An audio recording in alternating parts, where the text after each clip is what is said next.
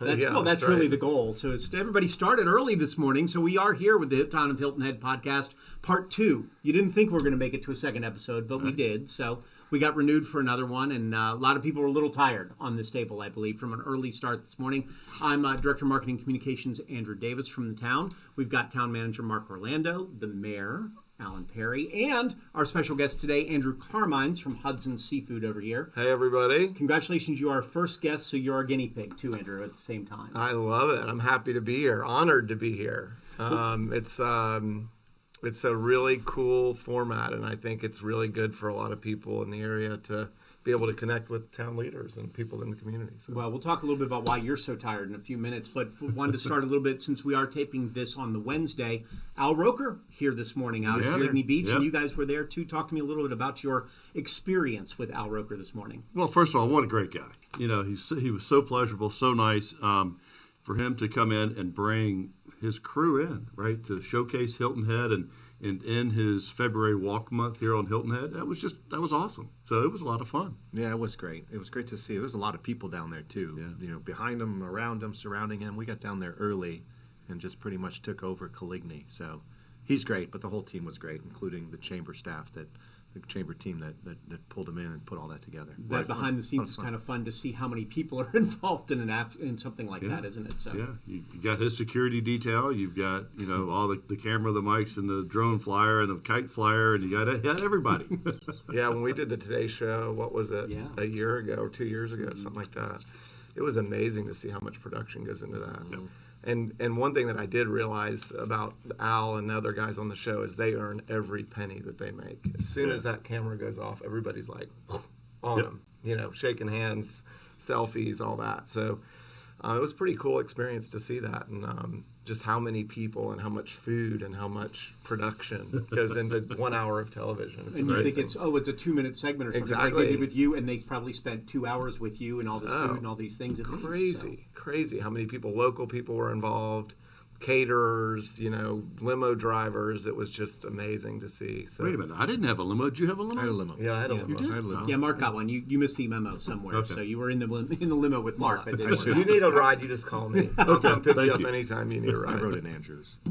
It's my own personal, so no boats could get there, unfortunately, Andrew. You got the other side of things. That would have been a hard run on the beach to get you there. Yeah, it would have been a rough day for that today, for sure. Yeah, it would have been. Yeah. But we brought Andrew in, the environmental side of things, of course, and the food side. You didn't bring any with you, which we're a little bummed out by. But, Yeah, somebody said something about bringing a dozen oysters. I got nothing over here. Yeah, so. yeah, I thought it might get a little messy in here. Well, that's the end of our podcast. So, Andrew, I looked back at some of your background here just to sort of kick it off. I was interested in the stories about the family and your family starting this here on Hilton Head Island and the business side, at least to start, because you've got so much more now going on beyond the restaurant, but the restaurant's where it all began. Yes, I've gotten really good at compartmentalizing all of these things. But my folks came down like a lot of people do on vacation in 1975. My mom and dad were at a cocktail party in Sea Pines, and they heard that there was a fish camp on the north end of the island that was for sale, potentially for sale.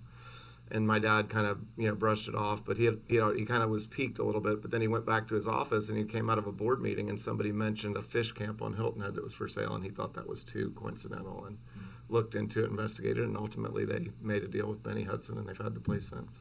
Pretty incredible. I like some of the stories you had for us. You said you were born into the dad delivered you on the front seat of his pickup truck. Is that how? That's how very this whole story true. So I'll tell you the story as it was relayed to me. So at the time we were living in the little office across the parking lot from the restaurant. Our administrative office is an old house. We were living there at the time. This is 3 years after my parents bought the restaurant.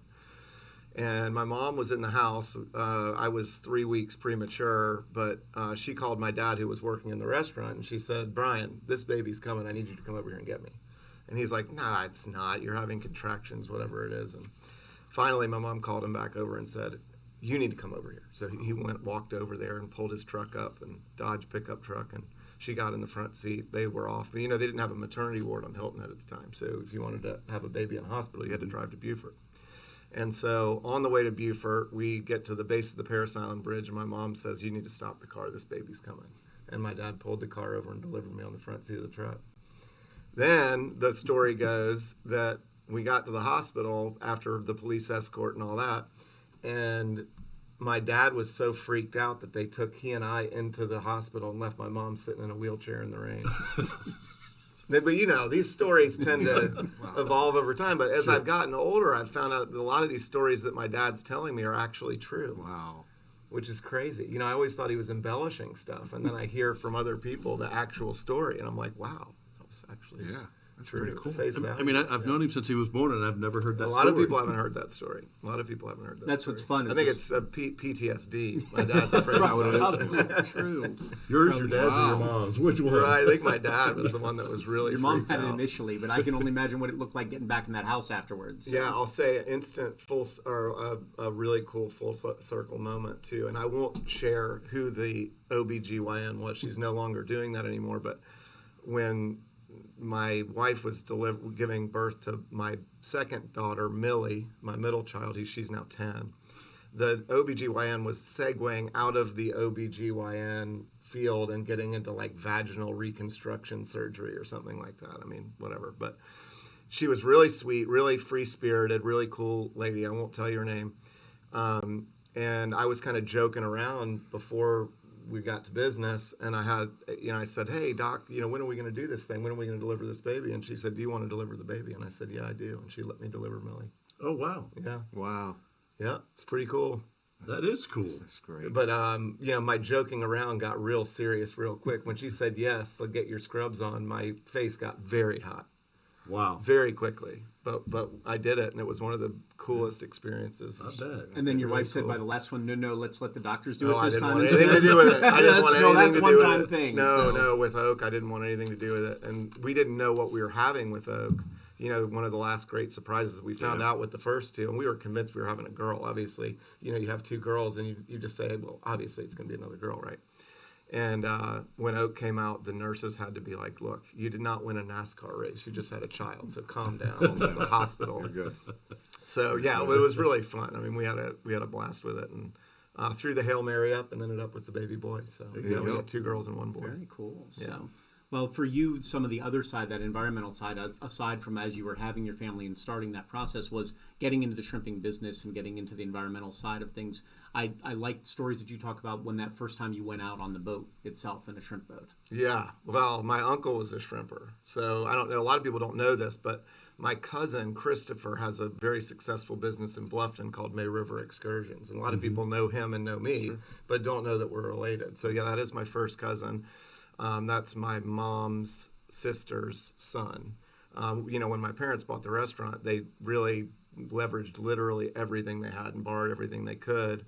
And basically my mom's 5 sisters and her brother and my dad's dad and his stepmom and my mom's parents, everybody moved down here. And it was like a real family group effort. And so, but anyway, my uncle Stephen was a shrimper, had a boat called the Jason that docked at the restaurant back in the 80s.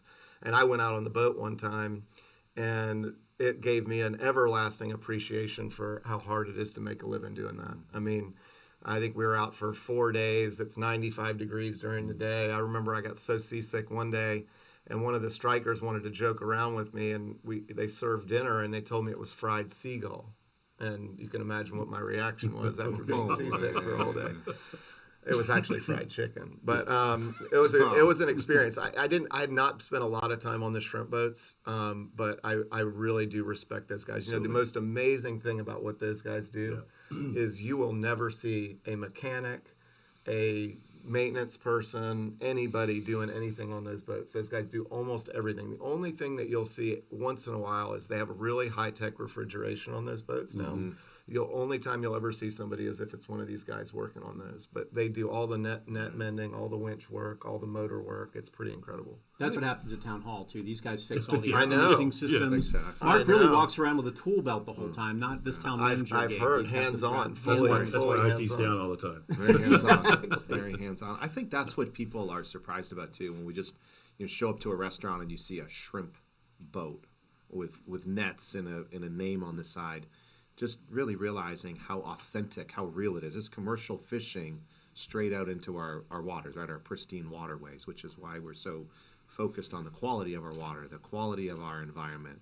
Because if that slips, It's so important. We're ordering food from somewhere. We're getting it straight from Yeah. Straight from the ocean, straight from the rivers, right in our from Mother backyards. Yeah, I think a lot of people don't realize what an amazing nursery we have here. You know, we have no freshwater tributaries in Right. southern Beaufort County, so our salinity doesn't change, and that creates a super stable environment for a lot of aquatic species as a nursery. It's incredible. But yeah, we bought I think off of Jeff. So a lot of people don't know this. Jeff and Skip Toomer are second generation shrimpers. They own 2 of the boats that dock at the restaurant. There's Jeff's son Logan, who's 22, is now operating the 3rd boat, which is incredible. And we bought about 125,000 pounds of shrimp off those boats last year. That's incredible. So it's a real group effort, and it's a really great partnership. You know, we're able to, because we're a restaurant, we're able to pay them a premium for that product, and that keeps them thriving and happy, and keeps the restaurant and the best shrimp on the planet. So Yeah, and some of the best meals on the planet. I mean, you know, fresh, right there from your own docks. Yeah. I mean, you're one of a kind in the area. I mean, it's so spectacular. Yeah, well, what's amazing is my mom and dad kind of paved the way. You know, they started with the shrimp way back when, and that was kind of the bedrock of the restaurant. And when I realized over the course of growing up how powerful that was as an item, you know, just when you have a shrimp that comes right off the boat and it's being served hours later, it's almost the same reaction every time, no matter who the customer. This is the best blank I've ever had. Yeah. And I realized that once I got back here in 2006 to help out from a management perspective, I realized that if we could climb the supply chain in other areas, that response and that reaction would be the same regardless of what that item was, whether it be an oyster or a clam or a soft shell crab. And so I got obsessed with trying to just find a way to get that seafood on the plate hours as opposed to days after harvest. Right. And it's been a challenge, but I wouldn't have it any other way. I mean, I love that, seeing that reaction. I was serving oysters off the farm this afternoon at the restaurant, and I mean, it's amazing. Yeah. I'm pretty lucky though. I mean, really, like, I've created this world in which I get to eat something fresh off the boat almost every day. Yeah.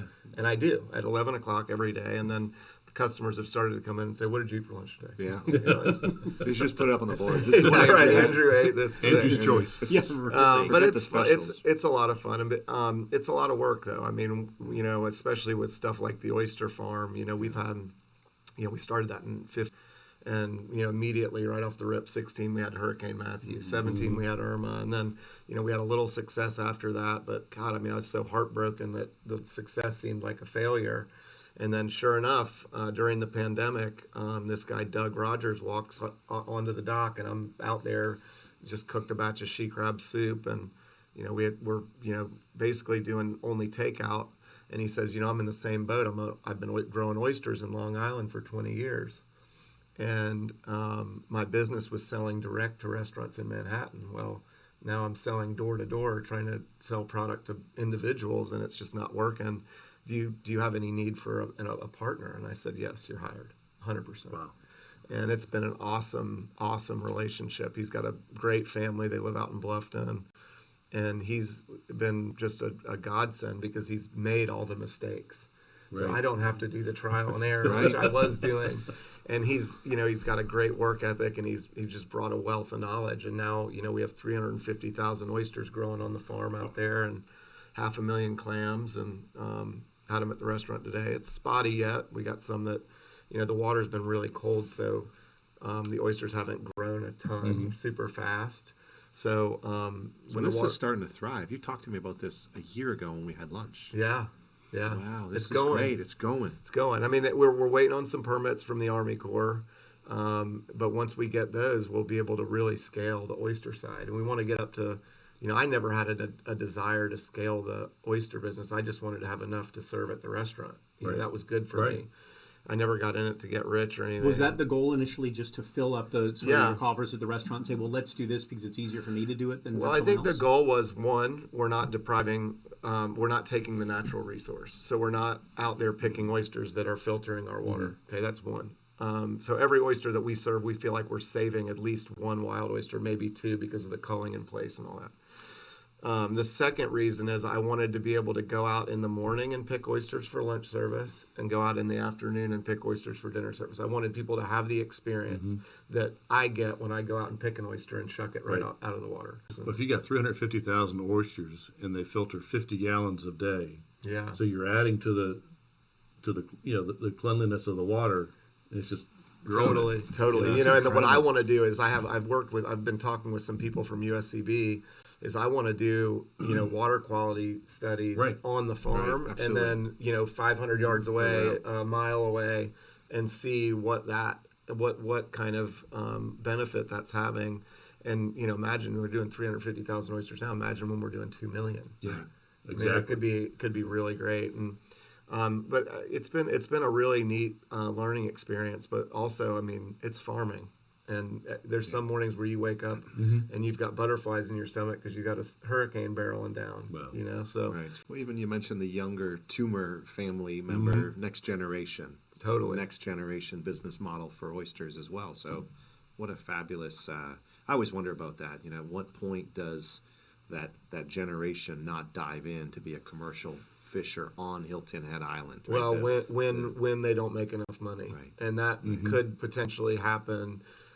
So when COVID was going on, imports were very slow and very expensive. Yep. When those supply chain issues cleared up, the price of shrimp went through the floor.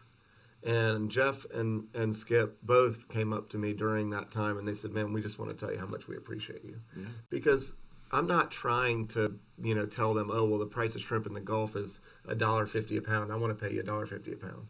We're going to pay a premium to them so that they can operate and be successful, so that the next generation does want to do it. And I think that's something that, if I'd had that conversation with my dad back in 2006, he would have said, "You're crazy." But I think that being able to have that product and have it consistently is worth having to take a little bit off the bottom line every year. And that's what I love about being in a family business, is that if labor cost is high and food cost is high, we can have an okay year. We can do that, and we can do that while maintaining quality. And I think that's been something that we've tried to do. How do you think that the oystering and shrimping and crabbing businesses, not just for Hudson's, but in the Low Country? Well, I think it depends on the species that you're talking about. There was a real big downswing in blue crabs last year, but everybody I've talked to this year said, "Man, blue crabbing's great." Shrimping, if they're out shrimping, it's been good. Weather affects shrimping a lot. I haven't figured out. Jeff and Skip seem to have a better understanding, but it's pretty confusing sometimes. Yeah. Sometimes they'll go out and they'll be like, "There's no shrimp," and then they sent me a picture from last December where they've got 10,000 pounds of shrimp on the deck of the boat from one drag. So the population's healthy and it's there, but it's just very cyclical and very hard to understand. Oysters, I think DNR does a pretty good job of managing the wild resource. That said, it's frustrating when you see a bunch of guys from Charleston down here picking our oysters. But I think aquaculture is going to be a huge potential industry for South Carolina because our growing season's so long. I talked to these guys up north in Massachusetts and places like that. It takes them 2.5 years to grow an oyster. We turned around 100,000 anyway in 9 months this year. Wow. Or last year, really. Yeah. That's So 9 months from the size of my pinky nail to 3 inches in diameter. Is there a key to be able to do that? Is there something that you have to do, or is it just because the waters are so good where we are? I think most of it is because of the water. Where we are, we're kind of at the confluence of the Broad River, or the Chichessie River, the ocean, Mackey Creek, Skull Creek. So you have all these bodies of water flowing. moving it. And that's a lot of food. There's a lot of food out there for the oysters to eat. So that's an important thing that people don't realize. Like these oysters that we're putting out in cages on the bottom, it's not really farming per se because we're not feeding them. Right.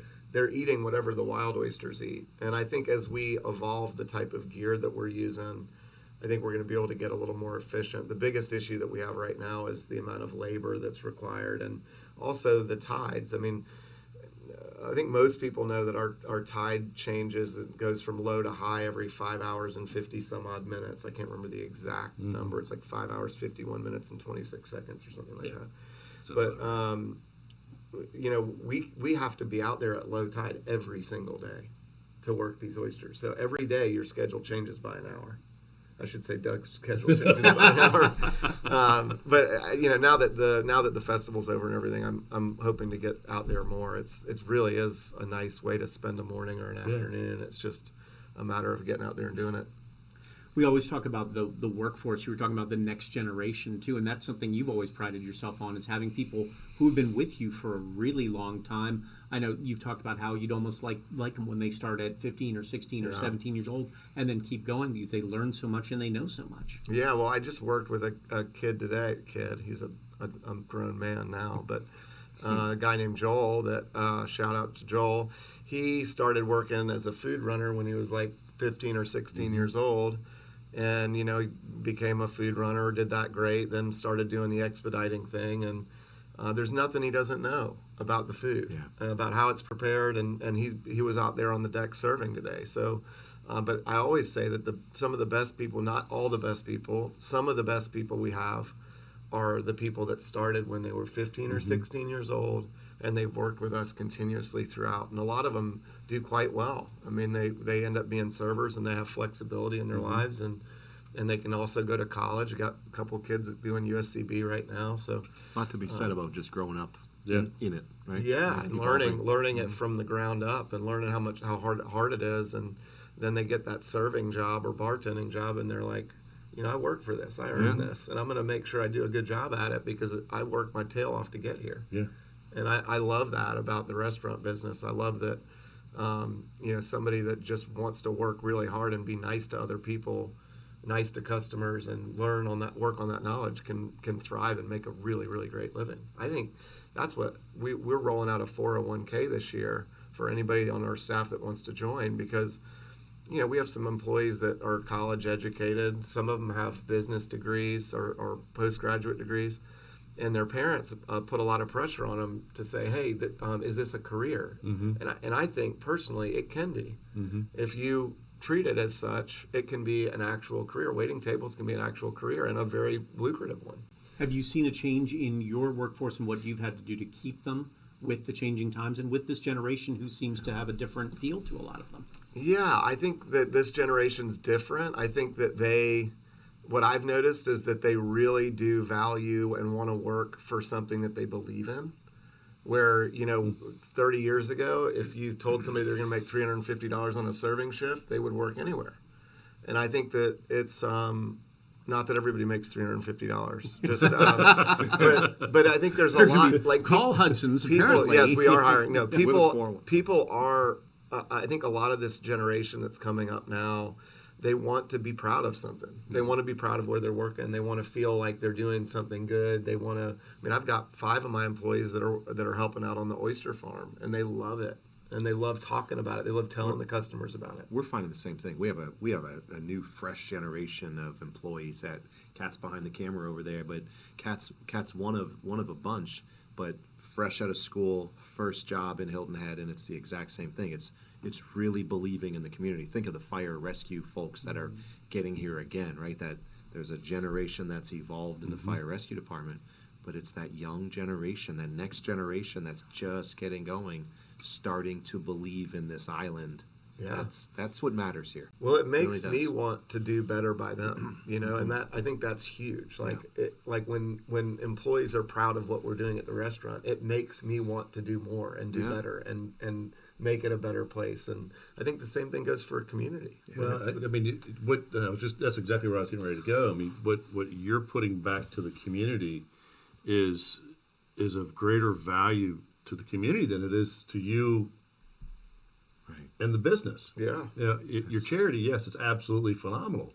And I told you the other day, Sunday, how proud I am of you and what you've done and what you've created because, the Seafood Festival was small when it started. Oh, yeah. But now you've got, these unbelievable chefs that are coming in, James Beard chefs and the bakers and just the creativity that goes into it is what I think your employees see. And they go, wow, it's just not about being here at Hudson's. Yeah. It's about taking this identity, this idea, and spreading it. And Yeah. You know what I think is really cool.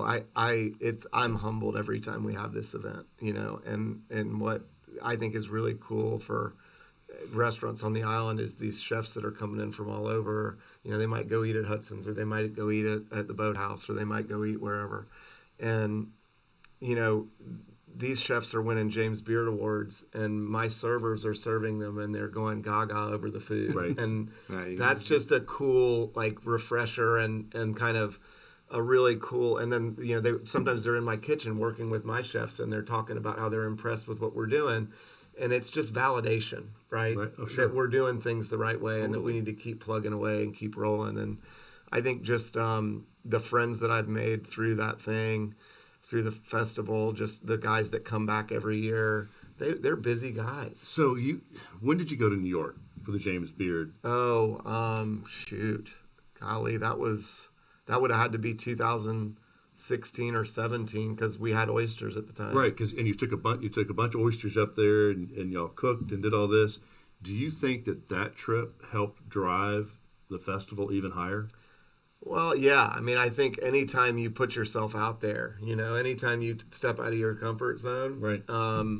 You're going to reap benefits from that. I mean, I'm a true believer in that. I mean, Aaron and I staged the oysters somewhere near the restaurant the night before. Aaron and I went over there, or Aaron stayed home. I went over there, got out in the boat at 4 a.m, pulled the oysters, threw them in a cooler in the back of a rented Suburban, drove 14 hours to New York and cooked the oysters that night, or shucked the oysters and served them that night in New That's York. fabulous. That's It's just pretty cool. I mean, I think it probably, I wish I had the quality of oysters that I have now then. I mean, they were good, but the oysters that I'm growing right now they're just superior to what I was doing then, just because of learning and Well, I got to tell you, I did one of those around the world oyster trays, not on Hilton Head, but somewhere else, and of course they didn't have any locals, our locals, Right. and I paid a lot for it. Yeah, I bet. Not a one, not a No. one, not a one was as good as ours.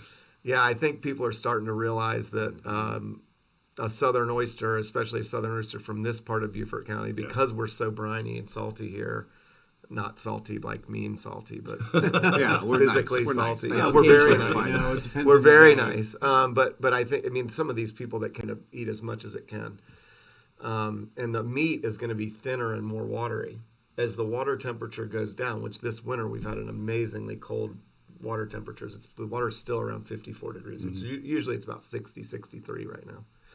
And the only reason why I know all this is because we got soft shell crabs coming up very soon. We're all set up for that. But the oysters will go into a hibernative state in the winter where they'll store their protein in the form of glycogen, and that's when they get that creamy, opaque white color to them, and they have a little bit more complexity of flavor. And that's kind of what they look like now. So it was pretty proud papa moment to serve those to a lot of people this weekend. Well, I know the pride comes with the festival itself, too, in honor of your brother and what you're trying to do. I mean, explain that a little bit about what that means to you to see all these people step up and the amount that you're able to give back. Yeah, so, just a quick Cliff's Notes version. So my brother passed away. He fought cancer from the time he was about to graduate college until he was 24. And he was an inspirational guy. I mean, he fought it with kind of the ferocity that you read about, and he lived his life to the fullest, even when he was going through treatment and in remission and so on and so forth. I mean, guys going skydiving and climbing mountains and doing all that. So he was pretty inspiring to me. But anyway, when he passed away, my parents started a foundation and started this little kayak festival at the restaurant, and it's kind of bloomed into this week-long event with, chefs coming in from out of town, and we raise money. All the money that we raise through the festival goes to local nonprofits and anything that kind of makes Hilton Head a better place to live, work, and play, or live, work, and enjoy. I mean, we donate to environmental causes and scholarship programs for kids whose parents are unable to pick them up after school. Yeah. A lot of these kids would be latchkey kids, and they're getting enriching outdoor programs and things like that. So a lot of different causes, a lot of environmental causes, and volunteers in medicine, you name it. We donate to a lot of local nonprofits, and we've donated about $2 million in the last 15 years to local nonprofits, all through the proceeds from the festival, which brings me to a really interesting point. So for the very first time this year, we sent out a appeal letter to a large group of the island residents at large. And it was amazing to me how many, I think 20-something thousand people received the letter. Or we mailed 25,000 letters. I would assume that most of them hit home. It was amazing to me how few people, or how many people in my direct daily orbit had no idea that this Hilton Head Island Seafood Festival was a charity event, or that my family had anything to do with it. So I guess the important thing, and part of the reason why I'm so happy to be here today with you guys, is because if you don't tell people what you're doing, they don't know. That's right. And it's so important. I couldn't believe how many people came up to me and called me and said, we didn't know that's something that you guys did. We didn't know what all the festival benefited. And it really hit home to me that if you want people to know what you're doing and you want them to help you in that goal or in that whatever that cause is, you have to be willing to talk about it. Yep. Makes me feel even better about the oysters I ate this weekend then, so that's good, right? Right? Yeah. No, now I feel worse and worse just listening to this, because I missed it this year. It's always been, especially in the last years, it's the most authentic, most amazing festival. It's a reunion of people, but just the experience of it, it's authentic. It's not a anywhere USA festival. It's so well done, and you just leave feeling like you just experienced this low country beyond. So I leave feeling like I've been in a car wreck. Well, I didn't want to say that, but No, but I appreciate it. We were out of town in Greenville this weekend. My son had a basketball tournament, so I was happy to be there with him. But I'm looking on Facebook at all the great photos and everybody texting me, "Where are you?" I made up. Yeah, I missed you. I missed you. I thought of you. Yeah. I did, because we So- had our little reunion at the secret bar last year. Yeah. And I enjoyed that. But yeah, it was good. The Friday night event we cut the number of ticket sales by about 150 this year, because I thought it was a little too crowded last year. I thought the lines were a little confusing, and everybody that went this year really, I think, noticed that. And that's the thing. I mean, we sent out this appeal letter and got some really nice private donations. Well, that takes a little bit of the pressure off of us to sell that extra 100 tickets. Yep. And so, I'm looking forward in the future growing that side of it, so that we can really make these events like super, super special for the people that are at them, whether they're visiting or not. I mean, we had a couple. A friend of mine met a couple in line this year, and they said, "Yeah, man, we're from Michigan. This is why we're here. We come every year for this event," and they come to every single available event that they can get to. Yeah, I met two couples. I can't remember where they were from, and I think this was their 9th year coming down. That's amazing. Just for this. Yeah, It's amazing. I mean, that's why we started it. I mean, that's why we wanted to do something that checked all the boxes, and that's why we moved it to February, because we wanted to do it at a time that is a time of need, or was a time of need for the island. I mean, February is the new March. It is. It's been great. So we know oysters, shrimp, but also I saw the story about how you got your hush puppy recipe, and I do enjoy that as well. Yeah, so that was before my times, but that's another story that my dad told me, and I thought it wasn't true. And then, sure enough, one of the guys that was the son of, anyway, the story goes, and I'll finish that. The story goes that my father and my grandfather, my dad's dad, was one of my favorite people in the history of my life. I mean, just one of the nicest, most kind, genuine human beings you would ever want to meet. And he and my dad went up to Calabash, North Carolina, because they heard that that's where the gold standard of fried seafood was, and that's kind of what they were aiming at. And the rumor was they brought a couple of really nice bottles of whiskey, and ultimately coaxed one of the restaurants in Calabash to share with them the hush puppy recipe, which is still the same recipe that we use today. Now, I thought that was, again, another embellishment or a story that was made for TV or whatever, but the son of the restaurant in Calabash is now closed. The son of the original owner of the restaurant in Calabash came to the restaurant a couple of years back and said, these hush puppies are exactly like the ones at my parents' restaurant because my dad gave your dad the recipe. That's awesome. And I said, wow. So it was true. Yeah. Well, now you've got oyster knives too, because I was looking and I said, I love the knife itself, but the picture, we'll put it up on screen for you. It looks a little creepy, Andrew. You got a little bit too much, like I'm sharpening my knife to stab you in the back. I know. I saw that. I saw this. Thank you for that. I saw this at Outside Hilton, and I was like, who picked this picture? Such a nice guy, but a I pretty look like threatening I look. look like I'm sharpening a knife Yeah, to. you better come to my festival or else. Yeah. That's not the I'm gonna slogan, track yeah. you down. But that was an interesting experience designing a knife. It was one of the companies that comes to the Seafood Festival. It's a company called Wolf Cutlery. They reached out to me after last year's festival and they said, "Hey Andrew, do you have any interest in going in with us and designing an oyster knife?" And I said, as long as I don't have to, I don't want to be involved in the marketing. I don't want to, I'll help you design the knife. And so we went through like 4 iterations of handle, went through 5 iterations of steel.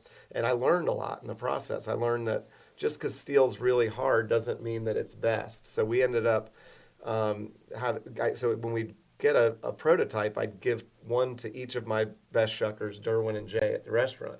And I said, beat the heck out of this thing. I want you to shuck as many oysters as you can. And really, it's an amazing proving ground because if you're shucking 2,000 oysters a day, that's more than most people are going to shuck in their whole life with the knife. So the first iteration of steel, it broke in 2 days. The second iteration, it broke in 4 days. The third iteration, I said, well, are you going harder or are you going, I think maybe we want to go a little bit more flexible, but keep it nice and hard. And sure enough, they went with a Japanese steel that had a little bit, if you touch the tip of that blade on that knife, you can see it just barely move just a little bit. Those knives that were the last iteration of steel have been in process at the restaurant for 3.5 months, and they look like they're brand new. Wow. Pretty cool. That's awesome. I've got to get one. Yeah. I'll get you guys one. And the cool thing is that I never did it like with the oysters. You never got into it because I wanted to get rich. They actually said that they would make a donation of X for each knife that they sell to the foundation. And I ended up getting a handsome check after Christmas from them, and that went to good use for the foundation and the festival. But just a really neat project and something that I would do again. I mean, I learned a lot and I enjoyed kind of the design process. Well, we learned a lot today and a lot about oysters and shrimp and things, but we do like to play a game now. Oh, and then cool. on I this love one. games. Here we go. Awesome. We always like to do a little something different, but I thought you're here, so you get to All answer right. some questions about these two in this Okay. case. So All right. I don't know simple, how good I'm going to do simple with choices, this. either or is all we're going with. Who do you think would be the best server between the two of these two? Oh, God, put me on the spot.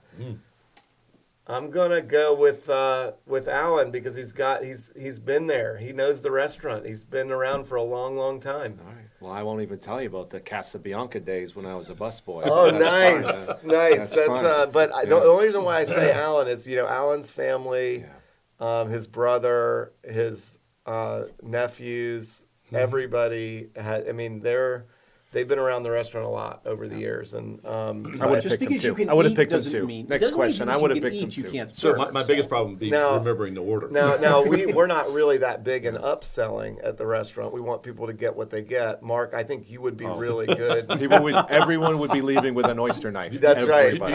I like Yeah. it. I think Mark would be really good at telling Fries- the story and framing the Fries the to deal. go and an oyster knife Yeah. upsell Awesome. after they thought they were closing the So tab. then the next question would be, who'd be the best shrimper between the two of these? Oh man, He's I gotta gonna go with Alan. Mark Oh, now. he just feels bad. I gotta go with Mark now.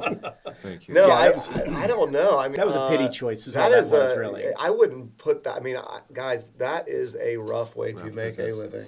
Yeah, my brother did it one summer, and I think he lasted, during one summer, he did it for about a week and a half, 2 weeks, because I can't do this. It was awful. Yeah, I don't know, man. That's brutal. It's tough. You I know, when spent- those boats get those outriggers down and Yeah. it gets rough and they're pitching and rolling, like I don't get seasick, Right. and I get seasick on those boats. Yeah. I'll vote against myself. I spent a lot of time with Larry Toomer through the years and just saw what he went through as a commercial fisherman, business owner, and just what really just keeping the crew together. So Yeah. I would vote against myself in that line. Yeah. It's just such incredible respect for it. Yeah, me too, man. Yeah. I mean, you want to talk about just Some It's a way of tough life. dudes. Some Yeah. tough Way of life. dudes. Absolutely. Yeah. Remember how it how it got to your plate, and remember the people that Yep. put it there. Oh, Right. yeah. I That's think important. that's So the, I think the answer is E. None of the None of the above. Pretty You know, sure it's I E. will say this about the shrimping thing, and what, to your point, we've really been trying to work with our staff, especially the back of the house staff, on being super respectful of these ingredients and understanding where they come from, because a lot of times back of the house employees are just like, here, I got a piece of fish, I got to cook it. Right. Yeah. And we got people there at 4:30, 5:30 in the morning filleting fish and peeling and deveining shrimp, and that's just the end of the journey. I mean, this shrimp, they had to get caught, bycatch sorted, headed, iced, delivered to the restaurant. So Whole life cycle. it's a lot that goes into it. Yeah, absolutely. So Yep. which A lot one of these, labor. which one of these guys here on the desert island who could help you survive for a while? Good Lord, man. He's Both, We both knew you were going to get tough questions. both of them. There we Both go. of them. There you go. See, I that need- was much better. I need the cheerleader, and I need somebody to keep me grounded. Just what you need on a desert island is a cheerleader. So that's really I important. need was something. just I about- mean that in a nice way. Awesome. Well, But thank you you. heard me Not say cheerleader keep him like with grounded. the skirts and right? everything. I mean understand. the Keep him morale guy. Yeah, no, The I morale was. guy. You're right. I was just about to tell you though to be just humbled about it. I think you set the bar as a business owner, as an entrepreneur, as a community spirited guy. I've known of you and known you for a lot of years. So, but we appreciate you. We I appreciate you really guys. appreciate you and your family and everything you do, and you do set the bar for us. There's a saying out there: is service is above you, leadership is beyond you. Well, you're all about the service. Yeah, I mean, I think I never learned to sit still and just kind of watch other people do. I've always been kind of the person that I've always been very eager to please. So I enjoy it, and that means a lot coming from you. You guys. have pleased us by being here today. Made a big Yeah. difference for everybody, and Marc will get over the cheerleader outfit later, but No. that's fine. So thank you so much for joining the Hilton Head podcast, Tottenham Hilton Head podcast. Still need a name. We'll go on social media. Tell us what you think the name of this one should be. Thank you to Andrew Carmines, for Alan, for Marc. I'm Andrew Davis, and we'll be back with you again next month.